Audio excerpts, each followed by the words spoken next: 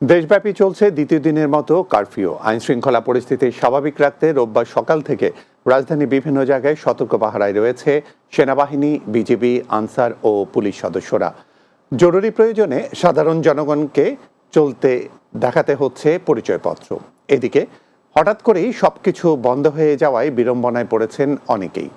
বিস্তারিত বুলবুল আহমেদের প্রতিবেদনে। গেল কয়েকদিনের কোটা বিরোধী আন্দোলনের নামে চলমান সহিংসতা বন্ধে দেশব্যাপী চলছে কারফিউ। দ্বিতীয় দিনের মতো রাজধানীর প্রধান সড়ক ছিল অনেকটাই যানবাহন শূন্য। খুব বেশি প্রয়োজন ছাড়া ঘর থেকে বের হচ্ছেন না নগরবাসী। যন্ত্রচালিত যানবাহন হাতে গোনা থাকলেও রিকশা চলাচল ছিল চোখে পড়ার মতো। তবে সংঘাত এড়াতে রাজধানীর বিভিন্ন মোড়ে সতর্ক অবস্থানে ছিল আইনশৃঙ্খলা বাহিনীর সদস্যরা। পুলিশের পাশাপাশি দায়িত্ব পালন করছে বাংলাদেশ সেনাবাহিনী। খুব বেশি প্রয়োজন ছাড়া যারা বের হয়েছেন তাদের বের হওয়ার যৌক্তিকতা যাচাই করছেন তারা। সব ধরনের অপ্রীতিকর ঘটনা এড়াতে সম্মিলিতভাবে সশস্ত্র অবস্থান নিয়ে পরিস্থিতি পর্যবেক্ষণ করছে সেনাবাহিনী, বিজিবি, আনসার ও পুলিশ সদস্যরা।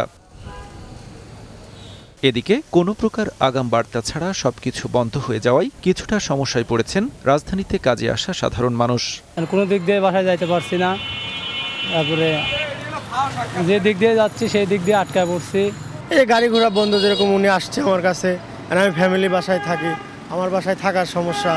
ও যাবে ফিঙ্গার দিতে, একদিনের জন্য আসছে, আইসে যে কি একটা ভোগান্তি, কোনো দিক দিয়েই যাইতে পারতেছে না, যেই দিক দিয়েই যাবে রাস্তাঘাট বন্ধ।